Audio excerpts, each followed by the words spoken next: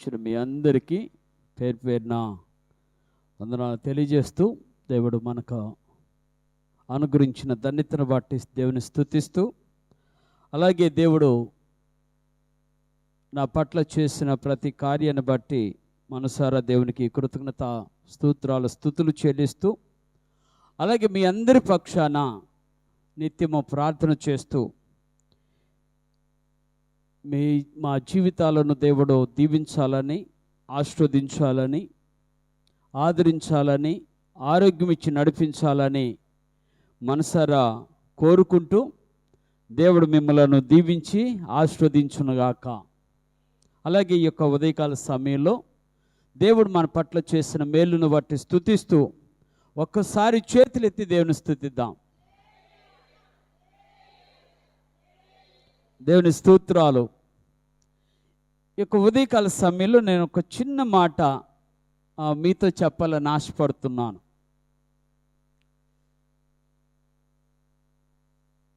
ఒకవేళ మీరు గెస్ చేయొచ్చేమో, లేదు ఒకవేళ మీకు గెస్ చేయకపోవచ్చేమో, తప్పేమి లేదు. గెస్ చేసిన వాళ్ళే ధన్యులు కాదు, గెస్ చేయని వాళ్ళు దరిద్రులు కాదు. అందుకని ఈ ఉదయకాల సమయంలో చిన్నదే భలే చిత్రమైనది, చిన్నదే భలే చిత్రమైనది ఏమై ఉంటుంది అంటారు?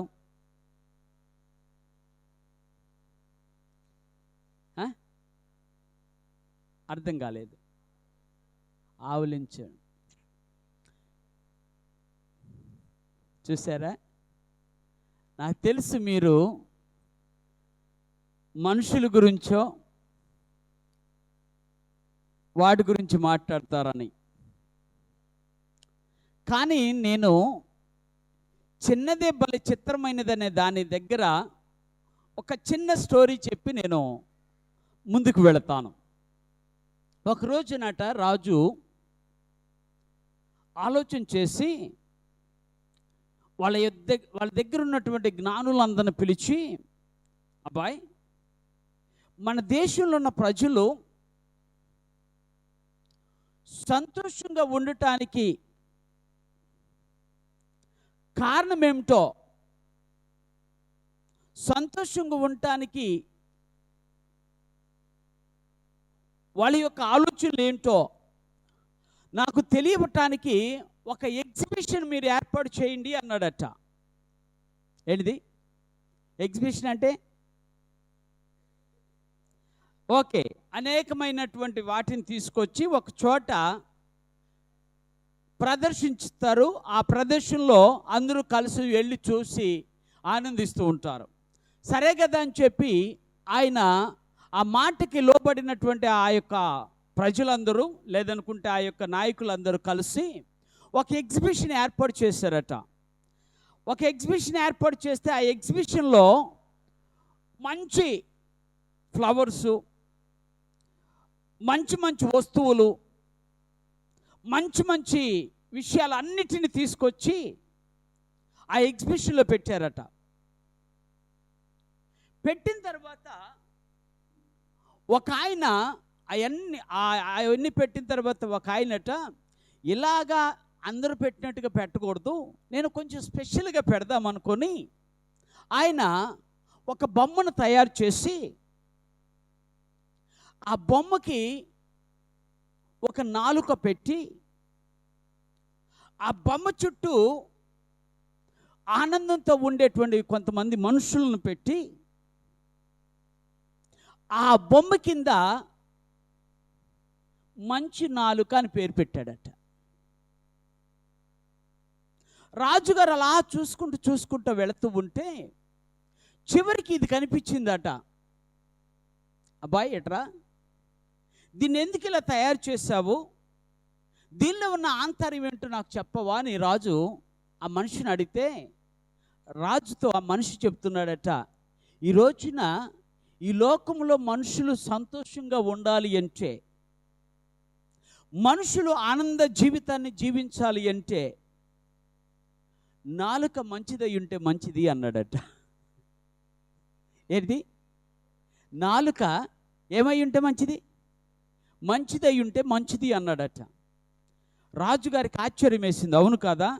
నాలుకను బట్టే మానవ జీవితాల్లో సంతోషాలు ఉంటాయి, నాలుకను బట్టే మానవ జీవితాల్లో సమాధానాలు ఉంటాయి, నాలుకను బట్టే మానవ జీవితాల్లో ఉత్తేజం కలుగుతుంది, నాలుకను బట్టే మానవ జీవితాల్లో నిరీక్షణ కలుగుతుంది, నాలుకను బట్టే మానవ జీవితాల్లో ఆశ్చర్యకరమైన ఆనందం కలుగుతుంది అని చెప్పి ఆ మాటను విన్నటువంటి రాజు ఆయనకు ఒక మంచి బహుమానంగా వజ్ర వైడూర్యాలు పొదిగినటువంటి ఒక సంచిని, ఇంచినటువంటి ఒక సంచిని ఆయనకి బహుమానంగా ఇచ్చాడట. తర్వాత కొన్ని రోజులకి రాజుకి ఈ విషయం కూడా కనుక్కుందాము, మనుషులు ఎందుకు సంతోషంగా ఉండటం లేదో ఆ విషయాన్ని కూడా కనుక్కుందామని చెప్పి మళ్ళీ ఇంకొక ఎగ్జిబిషన్ ఏర్పాటు చేశాడట రాజు. అందరూ తీసుకొచ్చి సామాన్లన్నీ తీసుకొచ్చారు, అన్ని ఎగ్జిబిషన్ ఏర్పాటు చేశారు. ఆ ఎగ్జిబిషన్లో కత్తులు, కటారాలు, గొడ్డళ్ళు, ఇంకా అనేకమైన ఇనప సామాన్లు, అనేకమైనటువంటి వాటిని సిద్ధపరిచారట. సిద్ధపరిచి రాజుగారు ఒక రోజున ఆ యొక్క ఎగ్జిబిషన్ చూస్తానికి వస్తే చివరికి ఒక బొమ్మ కనిపించిందట. బొమ్మ కనిపిస్తే ఆ బొమ్మ కూడా దీనికి వ్యతిరేకంగా ఉందట. ఒక నాలుక ఉండి దాని చుట్టూ ఉన్న ప్రజలు ఏడుస్తూ, దిగులు పడుతూ, వేదనతో కుమిలిపోతూ ఉన్నటువంటి ఆ పిక్చర్ని చూశాడట. ఓయ్ రావయ్య, నువ్వు ఎందుకు ఈ మనిషి ఇలాంటి బొమ్మ వేస్తావు? దీంట్లో ఉన్న ఆంతర్యం ఏంటో నాకు చెప్పు అన్నాడట. అయ్యగారు, ఇక్కడ ఒక మాట చెప్తాను. ఈ ప్రపంచంలో యుద్ధాలు జరిగాయంటే, కుటుంబాలు పాడయ్యాయంటే, కుటుంబాలు వేదనతో కుమిలిపోతున్నారంటే, కుటుంబాలు అనేక కక్షలు కార్పణ్యాలతో బ్రతుకుతున్నారంటే, కుటుంబాల్లో అనేకమైనటువంటి యుద్ధాలు జరుగుతున్నాయంటే కారణం ఏమిటంటే ఈ నాలుకే అన్నాడట. ఈ నాలుక ఆ యొక్క బొమ్మ కింద చెడ్డ నాలుక అని పేరు పెట్టాడట. ఏ నాలుక? చెడ్డ నాలుక. ఇప్పుడు మీరు అర్థం చేసుకోవాలి ఏమిటి అంటే, నువ్వు ఏ స్థితిలో ఉన్నావో, అంటే నాలుకంటే నేను దీని గురించి మాట్లాడతలేదు, మీ దండం పెడతా. మళ్ళీ ఇక్కడ కూడా మళ్ళీ లాజికల్ తీసే మనుషులు మీరు నాలుకల గురించి మాట్లాడుతున్నారు అనుకుంటున్నారేమో. నాలుకను గురించి కాదు, నాలుకలో నుండి వచ్చే మాటలను గురించి. నాలుక ద్వారా పలికేటువంటి మాటలు మానవ జీవితాలను ఎంత గాయపరుస్తాయో, మానవ కుటుంబాలను ఎంత బాధపరుస్తాయో, మానవ కుటుంబాల్లో అనేకమైనటువంటి యుద్ధాలు, అనేకమైనటువంటి పోరాటాలు, అనేకమైనటువంటి వాదనలు జరిగి కుటుంబాలు సమాధానం లేకుండా, సంతోషం లేకుండా బ్రతుకుతున్నాయో, అది నీ నాలుక మీద ఆధారపడింది. నువ్వు సంతోషంగా ఉండాలి అంటే నీ నాలుక చక్కగా ఉండాలి, నీ మాటలు చక్కగా ఉండాలి. ఆ మాటలు ఎలా ఉండాలో, ఏ విధంగా ఉంటే మానవ జీవితాలకు అద్భుతమైన ఆశీర్వాదకరమైన జీవితాన్ని కలిగిస్తాయో, నీ మాటలు ఎలా ఉంటే నీ జీవితంలో ఒక గొప్ప కార్యాలు చూడగలుగుతావో, నీ మాటలు ఎలాగ ఉంటే నీ చుట్టూ ఉన్నవారు ఆనందంగా జీవిస్తారో, నీ మాటలు ఎలాగ ఉంటే నువ్వు ఒక నిరీక్షణను కలిగిచేసే వ్యక్తిగా మార్చబడతావో, వీటన్నిటిని తెలిపేది ఏంటంటే నాలుక. నువ్వు మాట్లాడే మాటలు. ఎందుకు ఈ విషయం చెప్తున్నా అంటే, చాలా కుటుంబాల్లో ఇది సరిగ్గా అదుపు చేసుకోకపోవటం వలన అనేకమైన అనర్థాలకు దారితీస్తున్నాయి. నాలుకను కంట్రోల్ చేసుకోకపోవటం వలన, నాలుకను, పదాలను, మాటలను కంట్రోల్ చేసుకోకపోవటం వలన అనేకమైన కుటుంబాల్లో సమాధానం లేకుండా పోయింది, సంతోషం అస్సలు కనపడతలేదు. ఈ రోజున నీ నోరు మంచిదైతే ఏంటి? ఏ మంచిది? అబద్ధం. అబద్ధం సామెత వరకే మిగిలిపోయింది, కానీ కార్యాల్లో ఎక్కడ కనిపించట్లేదు కదా. అందుకని ఈ ఉదయకాల సమయంలో నీ నాలుక మంచిగా ఉండాలని నా ప్రార్థన. నీ మాటలు ఇతరులను ఉత్తేజపరిచేలాగా ఉండాలని నా ప్రార్థన. నీ మాటలు ఇతరుల హృదయాలను, గాయపరచబడిన హృదయాలను సహితము ఆదరించే మాటలుగా ఉండాలని నా ఆలోచన. నీ మాటలను మాట్లాడుతున్న నీ పలుకులు అనేక మంది జీవితాలను నెమ్మదిగా అనేక విధాలుగా అభివృద్ధి చేసేటువంటి మాటలుగా ఉండాలని నా ప్రార్థన. అది జరగకపోతే నీ మాటల వలన ఎంతోమంది నాశనమైపోతారనే విషయాన్ని జ్ఞాపకం చేసుకోండి. అందుకని భక్తుడైనటువంటి సొలొమోను రాజు గారు సామెతలో ఒక మాట చెబుతూ ఉంటాడు. ఆ మాటని నేను త్వరగా మీకు వినిపించాలని ఆశపడుతున్నాను. సామెతల గ్రంథము 18వ అధ్యాయము 21వ వచనం చదువుతున్నాను. జాగ్రత్తగా ఆలోచించేద్దాం. జీవ మరణములు ఎవరి వశమట? జీవ మరణములు నాలుక వశము, దాని యందు ఓకే, దాని యందు ప్రీతిపడువారు, దాని యందు ప్రీతిపడువారు అనగా దానిని ప్రేమించువారు దాని ఫలమును తిందురు. దేన్ని అంటే ఇప్పుడు చెప్తా, జాగ్రత్తగా ఆలోచించాలి. దేవుడు మాట్లాడుతున్న మాట ఏమిటంటే, నీ నాలుకలో రెండు ఉన్నాయి. అంటే నేను ఎలాగైతే చెప్పానో, చెడ్డ నాలుక, రెండోది మంచి నాలుక. అలాగే నీ నాలుకలో జీవం ఉంది, నీ నాలుకలో ఏముంది? అందుకని నాలుక, నీ నాలుక జీవముతో ఉండాలని నా ఆలోచన. ఏముండాలి? జీవం ఉండాలి నీ నాలుకలో. నువ్వు మాట్లాడుతున్న మాటల్లో ఏముండాలి? జీవం ఉండాలి. ఆ మాటలు నువ్వు మాట్లాడుతున్న మాటలు విన్న నీ వారు జీవించబడాలి, జీవమును కోరుకోవాలి. అయ్యో, నా మాటలు జీవము లేకపోతే అది అనేక మంది మరణానికి దారితీస్తుంది. నా మాటల్లో జీవము లేకపోతే అనేక మంది జీవితాలను పాడు చేస్తుంది. నా మాటల్లో జీవము లేకపోతే అనేక మంది కుటుంబాల్లో సమాధానం లేకుండా పోతాయి. నా మాటల్లో జీవము లేకపోతే ఎవరి కుటుంబంలో కూడా సంతోషం కనపడదు. జీవము కలిగిన మాటలో ఈరోజున నీవు నేను మాట్లాడితే దేవునికి మహిమ కలుగుతుంది. రెండవది ఇక్కడ అంటాడు, నీ మాటల్లో మరణం కూడా ఉందట. అంటే దేన్ని బట్టి? అంటే నీ యొక్క స్థితిని బట్టి మరణము. మనం అనుకుంటాం, అబ్బా అక్కడ మాట్లాడిన మాటలు వారి కుటుంబాలను పాడు చేసినాయి అనుకుంటున్నావు. ఒక దినాన నీ కుటుంబాన్ని పాడు చేస్తాయి. నగ్న సత్యం. విన్నవాళ్ళు అనుకుంటారు, అబ్బా ఎంత బాగా చెప్తుందో ఈ అక్క. ఎవరి గురించి? అందుకని నేను మొన్న శుక్రవారం కాదు, శనివారం నాడు నేను మాట చెప్పా. నిన్న ఏమన్నానంటే, అమ్మా మీరందరూ మీటింగ్ వేసినప్పుడు, అమ్మలక్కలు కూర్చొని మాట్లాడుతున్నప్పుడు, అన్నయ్యలు అయ్యలు కూర్చొని మాట్లాడుకుంటున్నప్పుడు నిజంగా మీ మనసు విప్పి చెప్పండి, మీ గురించి ఇతరులకి ఏమన్నా చెప్తారా?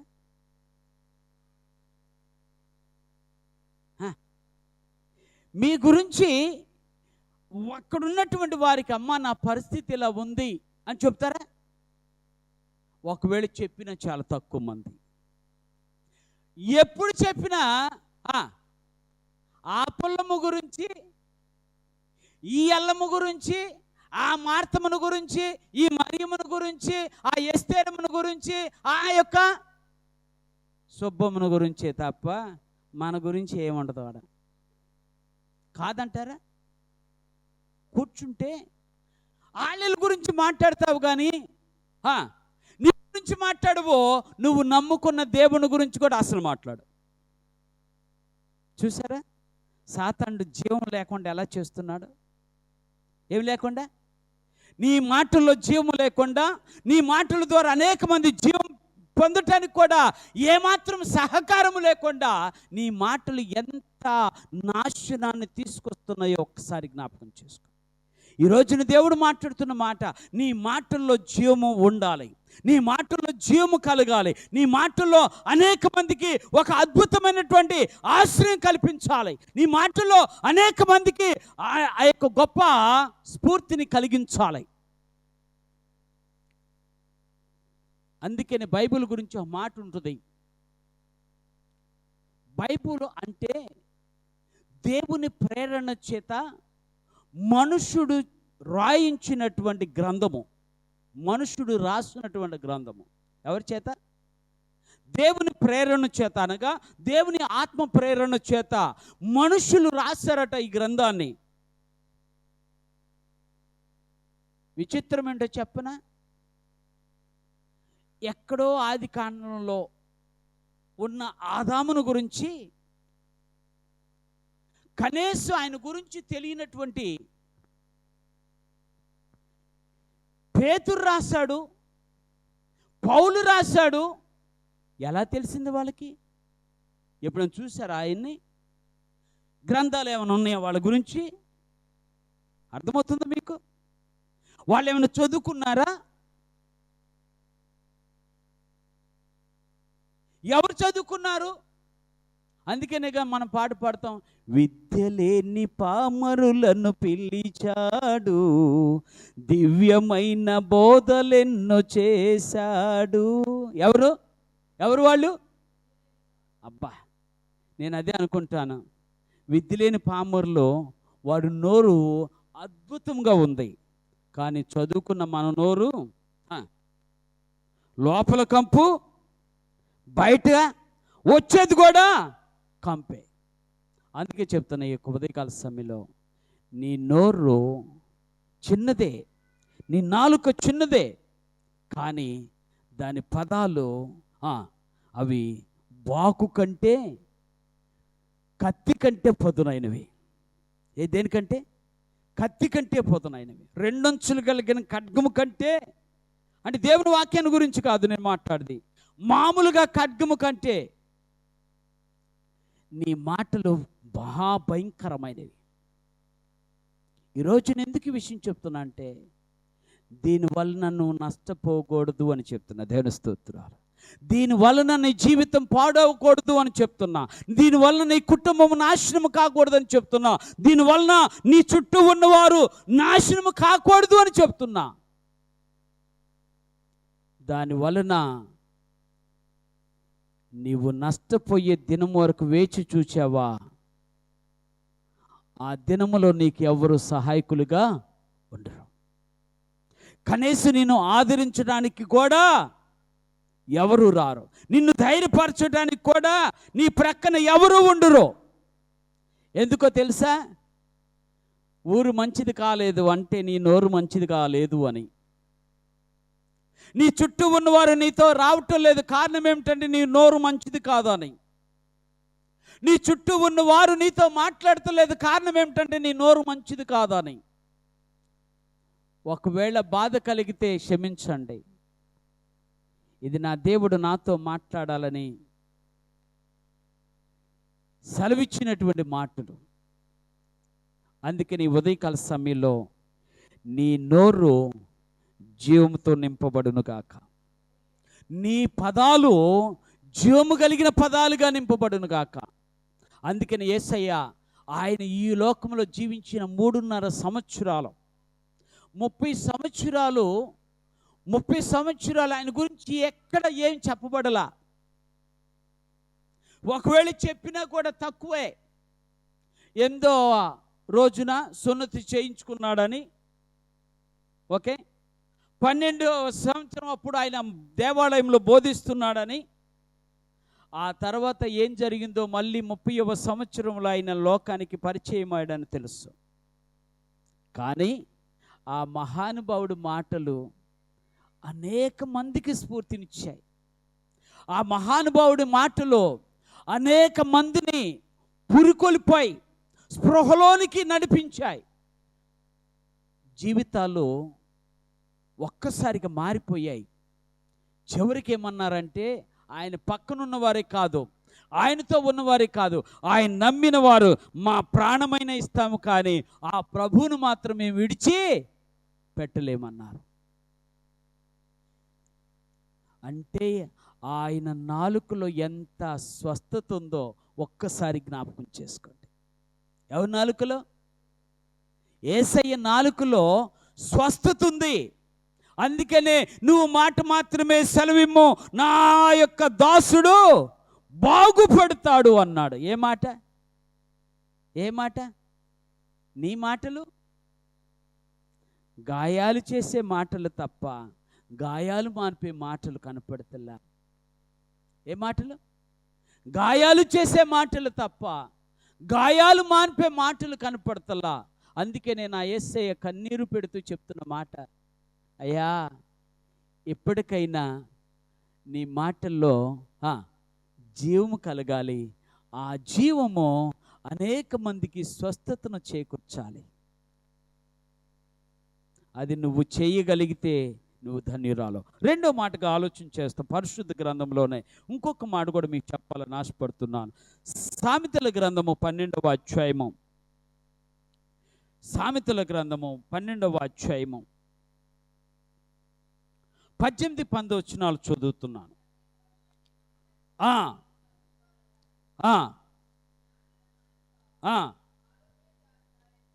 చాలు.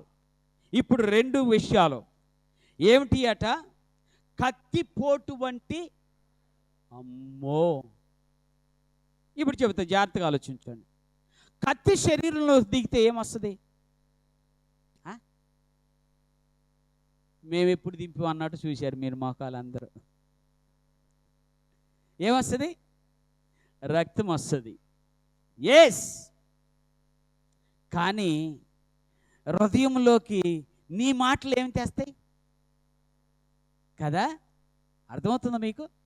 హృదయంలోకి వెళ్ళే నీ మాటలో ఈ కత్తి కంటే పదునైనది, ఇది ఆరోగ్యకరమైనవి కావు. ఇప్పుడు చెబుతా, ఒకవేళ కత్తిని దించాము, బ్లడ్ వచ్చింది, ఐసీయూలో పెట్టాము, మొట్టమొదటి ఏమడుగుతాడు తెలుసా? డాక్టర్ గారు వచ్చి ఏమంటారు? ముందు అర్జెంటుకి మనిషికి బ్లడ్ ఎక్కించాలంటారు కదా? అవునా? ఎందుకు? బ్లడ్ అంతా పోయింది, బ్లడ్ అంతా పోయింది. ఒకవేళ అలా జరగకపోతే ఆడప్పుడే చచ్చిపోతాడు. కానీ విచిత్రం ఏంటి చెప్పనా? నీ మాటల్లో ఆడు చచ్చిపోయేదాకా మనసులోనే ఉంటాయి. ఒక్కసారి కారిపోయింది, చనిపోయాడు వాడు. కానీ నీ మాటలో వాడు చచ్చే వరకు ఉంటాయి, చచ్చే వరకు ఉంటాయి. అంటే your words are slow poison in the body of your life. నీ శరీరములో, నీ జీవితంలో నీవు పలికిన మాటలో ఏంటంట? స్లో పాయిజన్ అట. అది తొందరగా చంపేయో, నిదానంగా ఎక్కుతాయి, నిదానంగా వెళతాయి, నిదానంగా పాడు చేస్తూ ఉంటాయి. ఎప్పుడు దాకా? నిన్ను కట్టెలో పెట్టి, కట్టెలు కాదు, పెట్టెలో పెట్టి నిన్ను అక్కడికి మోసుకెళ్ళేదాకా నిన్ను వదిలిపెట్టవు. ఏ మాటలు? కత్తిపోటు వంటి మాటలు, కత్తిపోటు వంటి మాటలు. రెండో మాట చెబుతూ అంటాడు, అక్కడ చెబుతూ అంటాడు. ఇంకొక ఆ వచనం కూడా చదువుతున్నా, 19వ వచనం.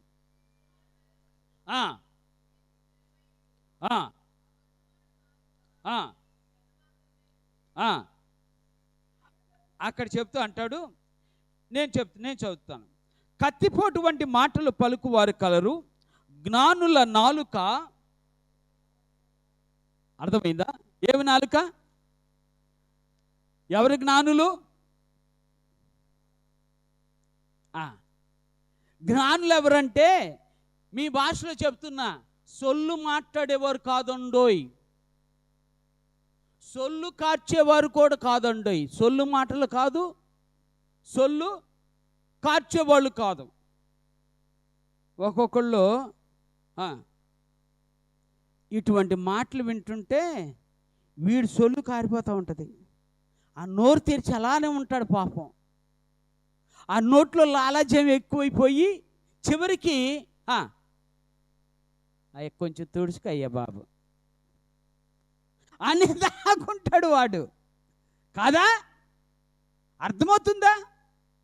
నీ మాటలు ఏమన్నా ఆరోగ్యం ఉన్నాయా? ఆడి జీవితానికి ఏమన్నా ఆరోగ్యం కలిగి చేస్తాయా? అందుకే చెప్తున్నా, ఈ ఉదయకాల సమయంలో దేవుడు మాట్లాడుతున్న మాట, నీ నాలుకలో నీ మాటల్లో ఆరోగ్యం ఉండాలి. మొదటి మాట, నీ మాటల్లో జీవం ఉండాలి. రెండవది, నీ మాటలో ఆరోగ్యం ఉండాలి. ఆరోగ్యం ఉండాలి.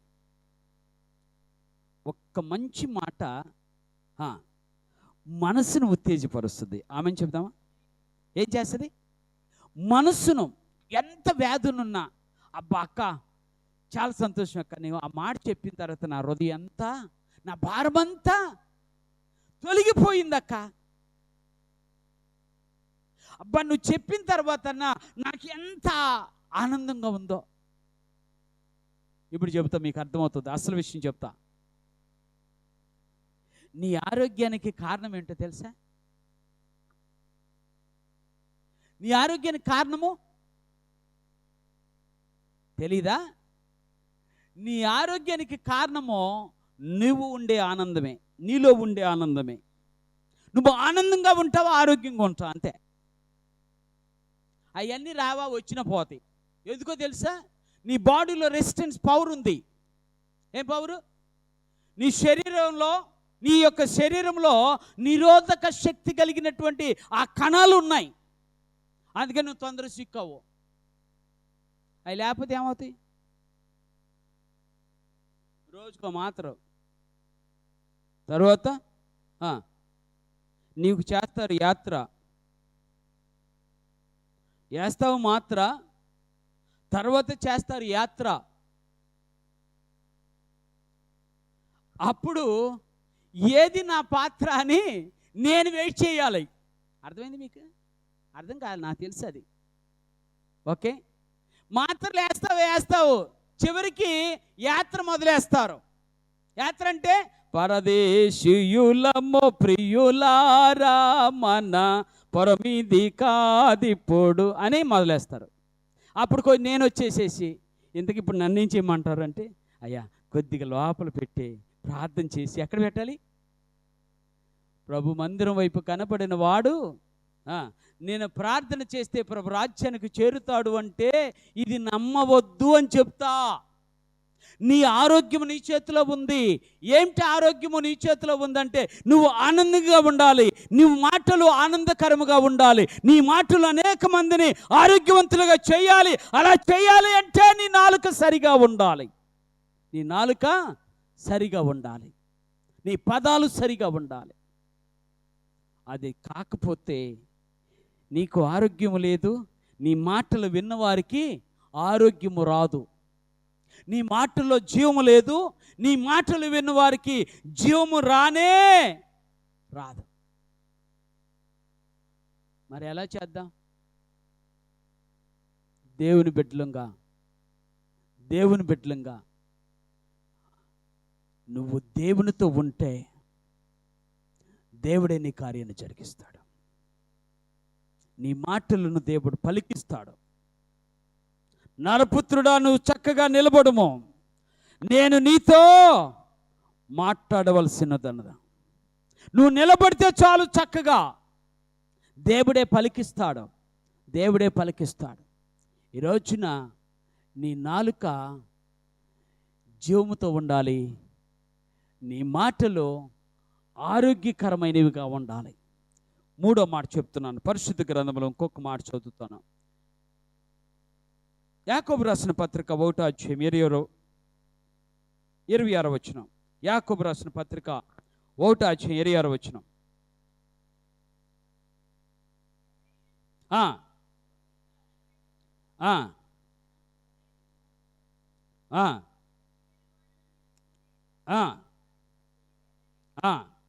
చాలు, దేవాతి దేవుడు మాట్లాడుతూ అంటున్నాడు.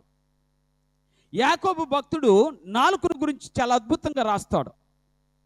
ఆయన చెప్పినటువంటి మొట్టమొదటి మాట ఏమిటాయి అంటే, నాలుక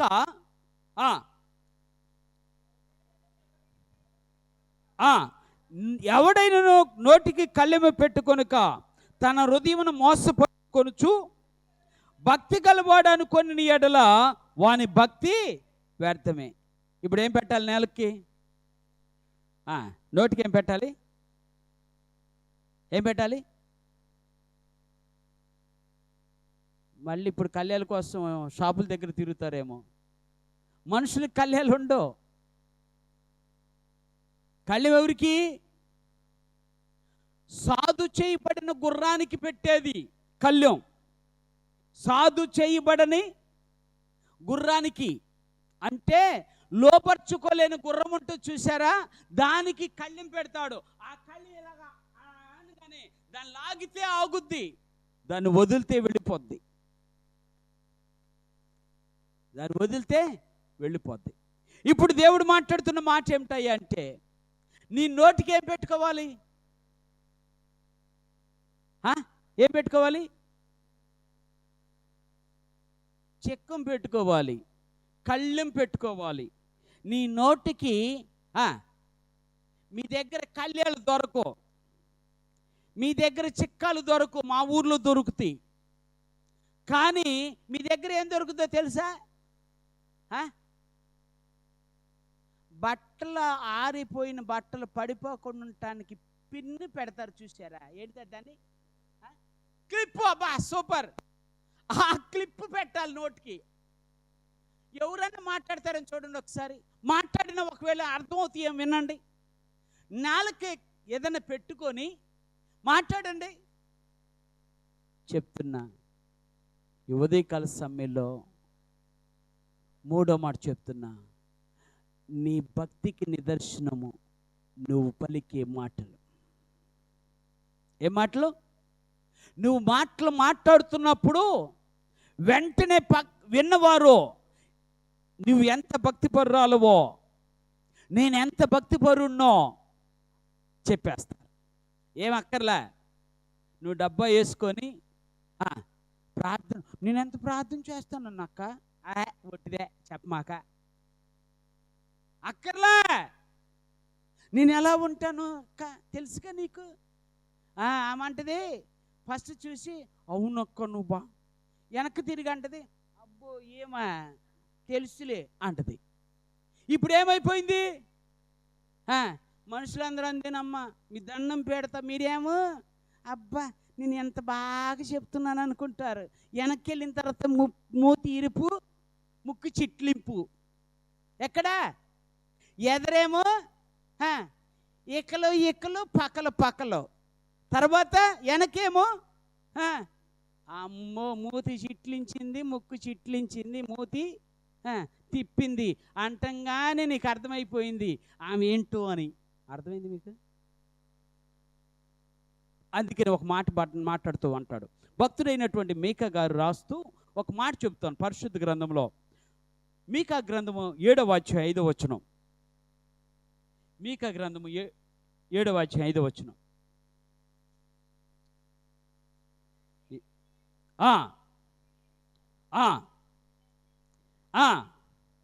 ఓ యవనస్తులారా, ఓ భార్య కొత్తగా పెళ్లి చేసుకున్న వారులారా, పెళ్లి చేసుకోబోయే వారులారా, పెళ్లి చేసుకున్న ఓ పిల్లలారా, ఓ బిడ్డలారా, దేవుడు మాట్లాడుతున్న మాట ఒక్కసారి ఆలోచించేద్దాం. నీవు ముక్కు స్నేహితుని నమ్ముకొనవద్దు.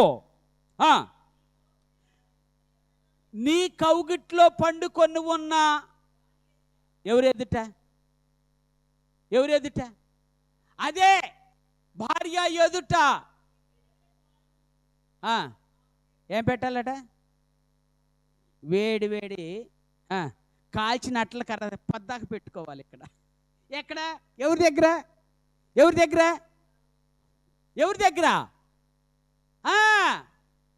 పడుకున్న భార్య దగ్గరే, నీతో ఉండే భార్య దగ్గరే ఏం పెట్టుకోవాలట? ఇప్పుడు కొంతమంది మా యవనస్తులు అనుకుంటున్నారు, ఈ విషయం ఫస్ట్ తెలిసినట్టు ఎంత బాగుండేది. సచ్చినా చెప్పేవాడిని కాదు కానీ నా విషయం. అప్పుడు తెలియకపోవటం వల్ల ఇప్పుడు చెప్పేళ్ళకే సులకనైపోయా. చూసారా? అర్థమవుతుంది మీకు? అంటే నువ్వు మాట్లాడే మాటలు నీ భార్య దగ్గర కూడా జాగ్రత్తగా ఉండాలి. జాగ్రత్త లేకపోతే నీకు తెలియకుండానే నిన్ను ఎండ కట్టేస్తారు. ఎక్కడ ఒక రోజునట ఒక ఆయన అనుకోకుండా ఒక అతను హత్య చేశాడట. హత్య చేస్తే ఇన్వెస్టిగేషన్లో కూడా దొరకలేదట సాక్ష్యం. పోలీసులు జాగిలాలు వచ్చినాయట, అస్సలు దొరకలేదంట. సరే, చాలా కాలం అయిపోయిందని కేసు కూడా మూసేశారంటే ఇక కేసు లేదు, ఏమి లేదు. సాక్ష్యాలు దొరకంది ఏం పెడతారు వాళ్ళైనా? సరే కాదా అనుకున్నారట. కేసు మూసేసిన తర్వాత ఒక రోజున మనోడు ఇంటికి వచ్చాడట.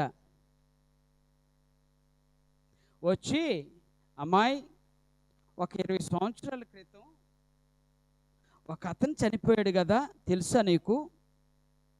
ఎవరు చంపారో తెలుసా నీకు అన్నాడట. ఎవడో పాడుపడోడు మంచోడిని చంపేసిండు అని చెప్పి పాపం ఏమా ఉంటే ఇక భాష మాట్లాడిందట.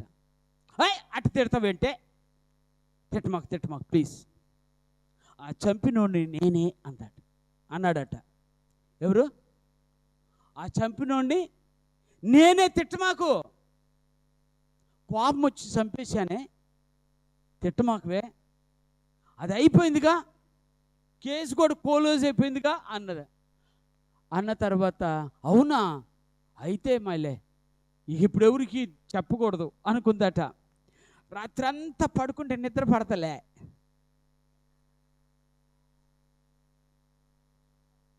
నిద్ర పట్టకపోతే ఆమెకు మంచి స్నేహితురాలు ఉందంట. బెస్ట్ ఫ్రెండ్ అంటారే మీ భాషలో, ఆ బెస్ట్ ఫ్రెండ్ ఉందంట. ఈ రాత్రంతా ఆలోచిస్తుందంట, చెప్పకూడదు ఏమని సరే, నా భర్త గురించే కదా, నేను చెప్పకూడదు అనుకుంటా ఉంటే చివరికి వెళ్ళి, అమ్మాయి తెల్లారిన తర్వాత, అమ్మాయి, అప్పుడు 20 సంవత్సరాల క్రితం ఒక అతను చంపేశారు చూసావా? చంపేశారు, నాశనం అయినోడు, ఎందుకు చంపేశాడో, అనవసరం మంచోడు చంపేశాడు, ఆడు పాడుగాను అది ఇదని మాట్లాడతాను.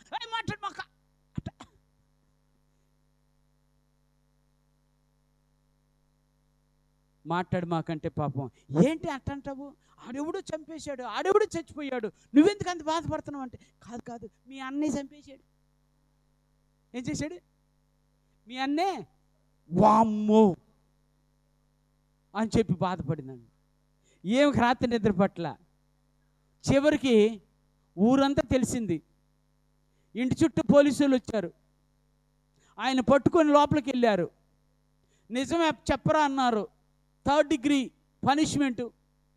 నిజం చెప్పరా అన్నాడు, చెప్పేశాడు. పోలీసులు తిరిగి కోపం వచ్చింది కదా వీళ్ళకి. యారా నువ్వు వచ్చి చెప్పినట్టు ఈ బాధ ఉండేది కదా అని వీళ్ళు 3rd డిగ్రీ మొదలెట్టారు. ఇంతకీ ఏం జరిగిందా అని ఆలోచించాడు. చివరికి జరిగింది ఏంటంటే, అరే అబ్బాయి, నీ భార్యే చెప్పింది, ఆమెకు ఒక ఫ్రెండ్ ఉంది కదా, ఆ ఫ్రెండ్కి ఒక ఫ్రెండ్ ఉంది కదా, ఆ ఫ్రెండ్కి ఇంకో ఫ్రెండ్ ఉంది కదా, ఊరంతా తెలిసి మాకు తెలిసేలాగా చేసింది నీ భార్యరా అన్నాడు. వామ్మో, ఎంత తప్పు చేశా, అనవసరంగా భార్యే కదా, నమ్మింది కదా, నమ్మకంగా ఉంది కదా, నేను బయట తిరుగుతున్నానని ఏమనలేదు కదా, ఈ భార్య దగ్గర మనసు విప్పి మాట్లాడినందుకు ఇప్పుడు నా పనిష్మెంట్ 14 సంవత్సరాలు జైలు శిక్ష. అర్థమవుతుందా మీకు? నోడు కీడును తెస్తుంది, నగ్న సత్యం. నోరు నీ భక్తిని వ్యర్థం చేస్తుంది, నగ్న సత్యం. నీ నోరు నీ జీవితంను పాడు చేస్తుంది, జాగ్రత్త. అందుకని దేవుడు మాట్లాడుతున్న మాట చివరి మాట చెప్పి నేను ముగిస్తాను. పరిశుద్ధ గ్రంథంలో పేతురు రాసిన మొదటి పత్రిక 3వ అధ్యాయము. పేతురు రాసిన మొదటి పత్రిక 3వ అధ్యాయము 10వ వచనం.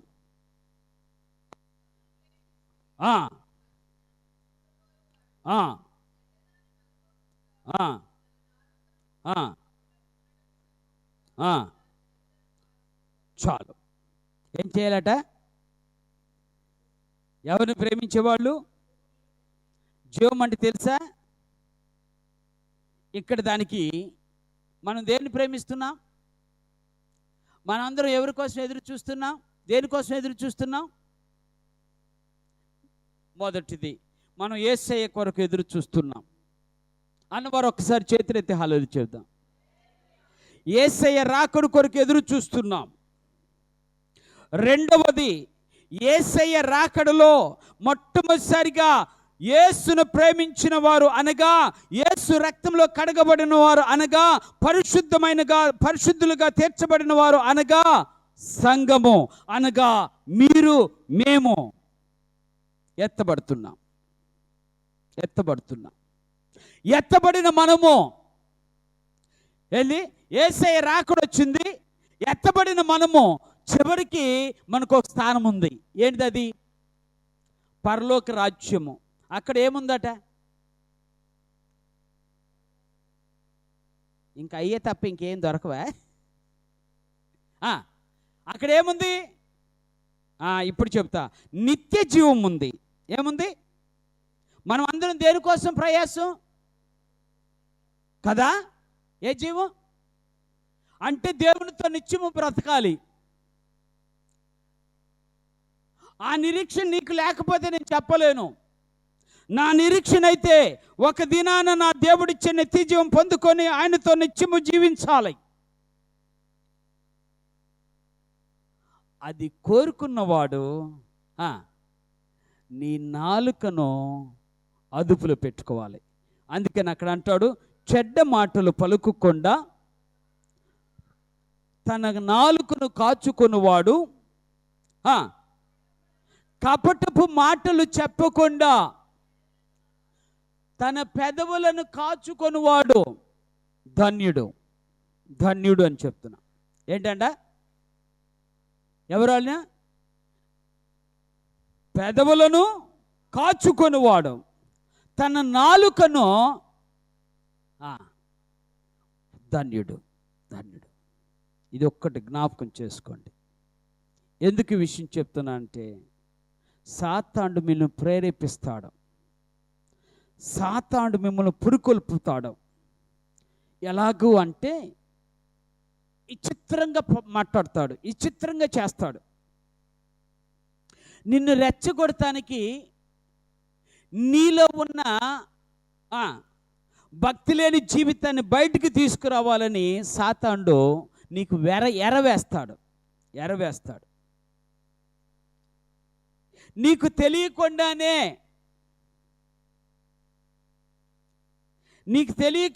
నీ నెత్తి మీద రాయి పడిద్ది. ఏం పడిద్ది? నొప్పి వస్తుందా రాదా? నొప్పి వచ్చినప్పుడు తిడతావా లేదా? అబ్బాయి మేము తిట్టమయ్యా. నొప్పి వచ్చినా తిట్టలేదంటే నువ్వు నీకు జీవం లేదని అర్థం. నొప్పి వచ్చితే తిడతావు. ఆ తిట్లు ఎలా ఉంటాయో చెప్పనా? అను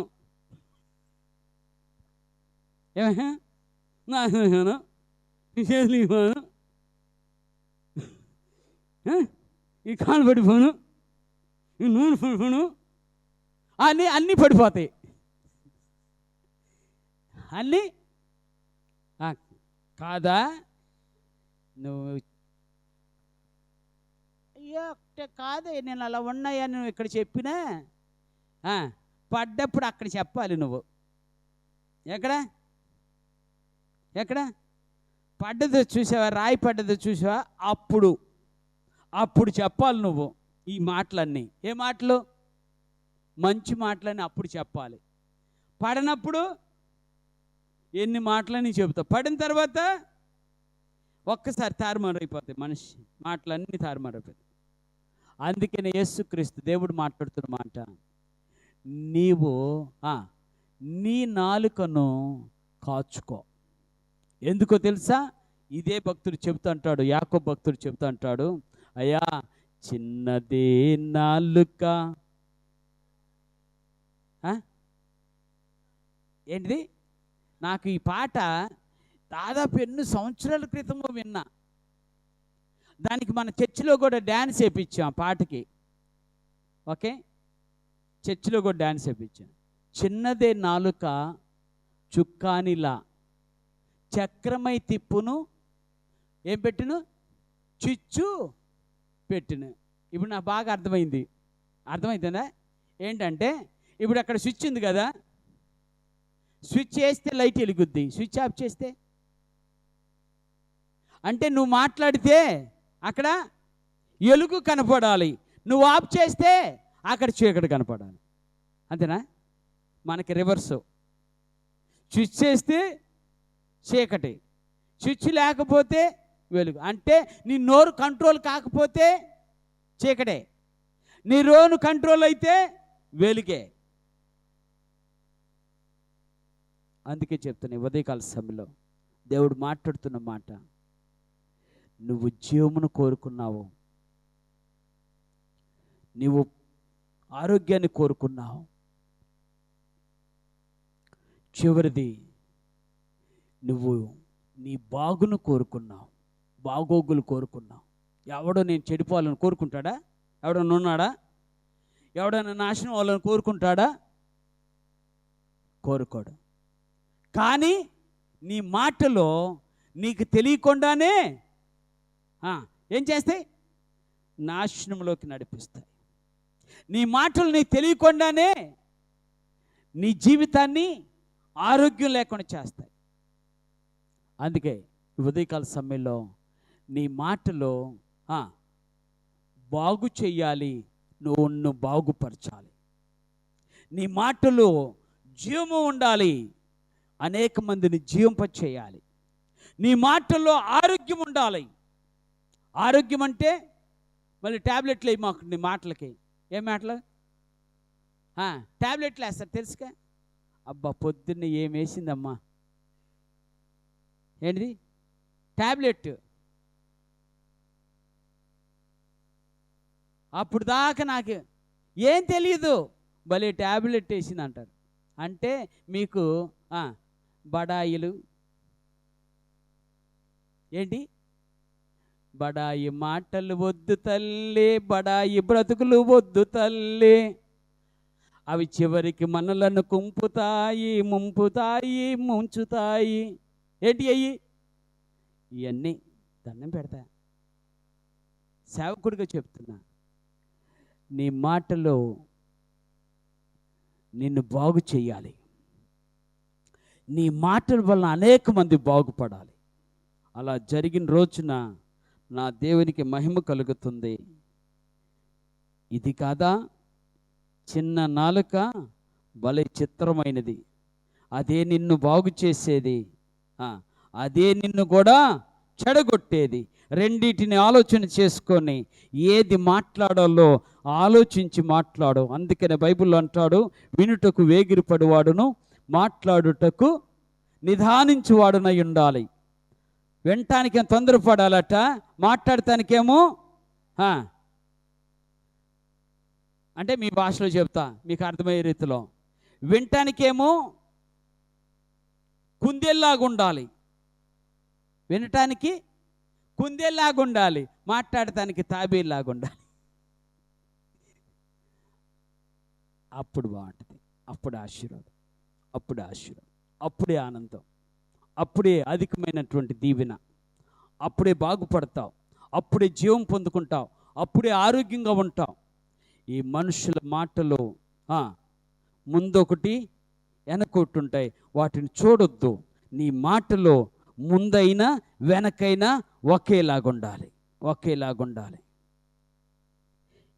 ముందైనా వెనకైనా అదే నీ భక్తికి నిదర్శనం, అదే నీ శక్తికి నిదర్శనం, అదే నీ ఆసక్తికి నిదర్శనం, అదే నీ దేవునితో ఉన్న సమర్పణకు ఒక సాదృశ్యము, అదే నీ సాక్షి జీవితం. మర్చిపోవద్దు. చిచ్చు పెట్టే నాలుక, చిచ్చుబోర్డు నీ దగ్గర పెట్టుకో. చిచ్చుబోర్డు నీ దగ్గర పెట్టుకో. ఎప్పుడు నొక్కాలో అప్పుడే నొక్కు, ఎప్పుడు తగ్గాలో అప్పుడే తగ్గు, ఎప్పుడు నెగ్గాలో అప్పుడే నెగ్గు, ఎప్పుడు వగ్గాలో అప్పుడే వగ్గు. ఈ అన్నిటికీ కారణం నీ నాలుక. అట్టి కృపను దేవుడు మనకు దయచేసి జీవమును, ఆరోగ్యమును, బాగోగులను అనగా మన క్షేమమును దేవుడు మన జీవితంలో జరిగించునుగాక. చిన్న ప్రార్థన చేసుకుందాం. పరిశుద్ధుడు అయిన తండ్రి, ఈ ఉదయకాల సమయంలో మాతో మాట్లాడిన శ్రేష్టమైన 3 మాటలు. అవును ప్రభువా, ఈ లోకములో నాన్నవారు, నాకున్నవారు, నాకన్నవారు జీవమును కోల్పోతున్నారు, ఆరోగ్యమును కోల్పోతున్నారు, అసమాధానంతో రగిలిపోతున్నారు, ఆనందము లేక బ్రతికిపోతున్నారు, ఆరోగ్యము లేక చింతన వేదనలతో కుమిలిపోతున్నారు. అయ్యా, ఆత్మ సంబంధమైనవి ఇవే మేము పోగొట్టుకుంటే ఆత్మీయులుగా మేము ఏ విధంగా బ్రతకగలుగుతాము? అందుకనే అయ్యా, మా ఆత్మ అభివృద్ధి కోసము మా నాలుకను అదుపులో పెట్టుకునే శక్తిని మాకు దయచేయి. చిన్నదే కానీ బలి విచిత్రమైనది, చిత్రమైనది. ఈ నాలుకను అదుపు చేసుకుంటే మాకు ఆరోగ్యము, ఈ నాలుకను అదుపు చేసుకుంటే మాలో జీవము, ఈ యొక్క నాలుకను అదుపు చేసుకుంటే మాకు క్షేమము. మీ బిడ్డలమైన మేము క్షేమంగా ఉంటూ మా మాటల ద్వారా అనేక మంది క్షేమంగా ఉండున్నట్లు నీ ఆత్మను మాకు దయచేయండి. మేము జీవమును పొందుకుంటూ మా మాటల ద్వారా నశించిపోతున్న వారు, అయా చెడిపోయిన వారు, పడిపోయిన వారు, అనేక విధాలుగా నాశనమైన వారికి జీవమునిచ్చే మాటలుగా మా మాటలు పలికించండి. మా మాటలు ఆరోగ్యకరమైనవిగా ఉండటానికి, ఆరోగ్యదాయకమైనటువంటి మాటలుగా ఉండటానికి, మాలో ఆరోగ్యమును పెంపొందించుకోవటానికి నీ మాటలను మా హృదయంలో ఉంచండి, మా హృదయంలో నింపండి. నీ మాటలే మా జీవితాలకు స్ఫూర్తి. అటువంటి మాటల చేత మమ్మల్ని బలపరచండి. అవసరమైనప్పుడు ఆదరించండి, అనుకూల సమయంలో ధైర్యపరచండి. ఆనందమైన జీవితానికి మా యొక్క నాలుక ఉపయోగపడినట్లుగా మా జీవితాల్లో నీ కార్యములు జరిగించండి. కృపను చూపించి నడిపించి మహిమ పొందమని యేసు నామమున ప్రార్థించి వేడుకుంటున్నాను పరమ తండ్రి. ఆమేన్. హల్లెలూయా, హల్లెలూయా, హల్లెలూయా.